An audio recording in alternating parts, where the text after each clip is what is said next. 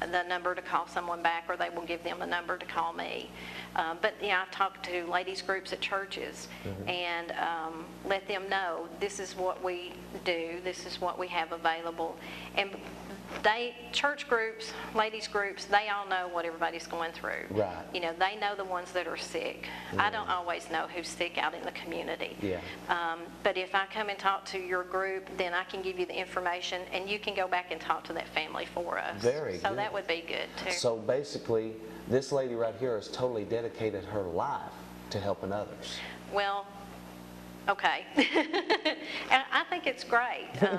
You know, I think that we need to be there for folks. Exactly. And I'm more than, again, my mom had hospice care, and the biggest thing that I liked about it, besides knowing that they were there for my dad, was when my mom did pass, all my dad had to do was make one phone call, right. and that was to the hospice nurse.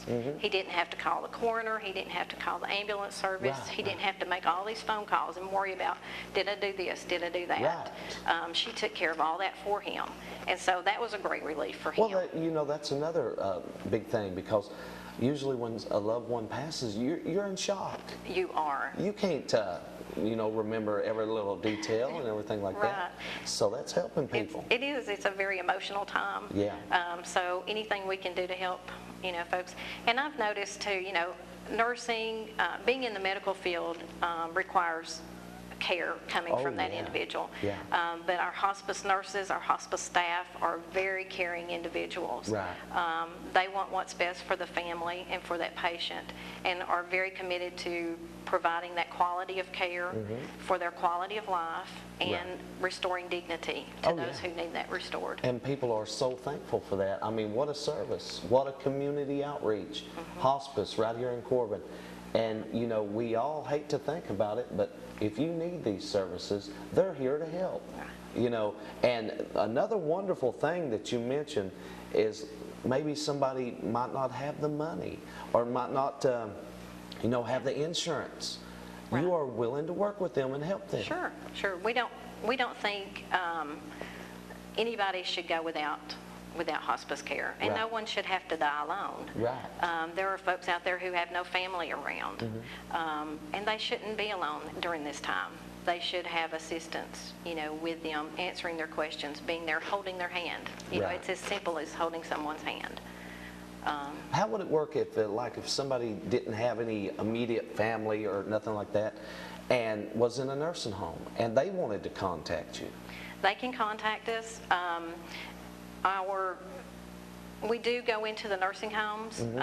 There's a little bit of differences between each nursing home in what we can and can't do, but we are more than happy to come to the nursing home. They can give us a call, and we'll come out and talk with them, talk with the folks at the nursing home, and see what we can do to come in.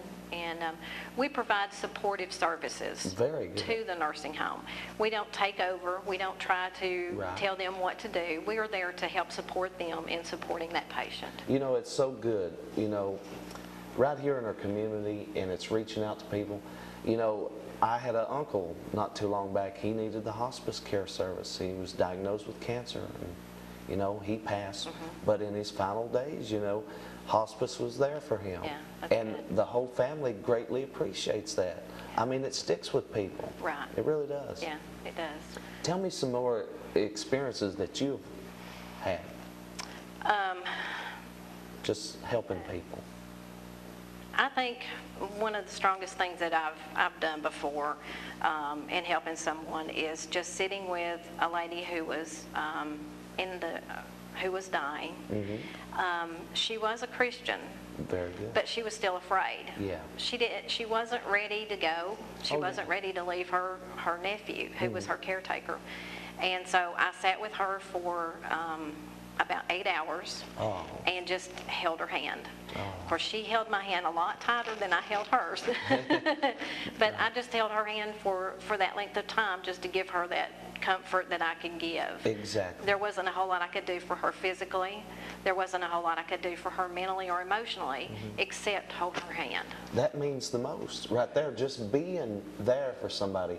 Just like these services, they're being there for people every day. Right. Every day you're touching lives. Every day you're helping families. Every day you're making a difference. Yeah. Oh, that's so good. Yeah, making So a difference. It means a lot to me. That there are folks out there who come to me and say, you know, we had hospice care, and they were so good with my mom or my dad, Right. and it meant a lot to us. And that just means the world to me, that there are people out there who are caring, and those who are willing to accept those caring individuals in their life. Right. Now, if somebody asked you a question, like just a basic question, what is hospice? You know. It is a group of people who care about folks, who want to improve the quality of life when that end of life is near. Oh. You know, and quality of life is it. I mean, when hospice started in the 60s over in England, it was started because doctors and other people had turned their back on those who were dying.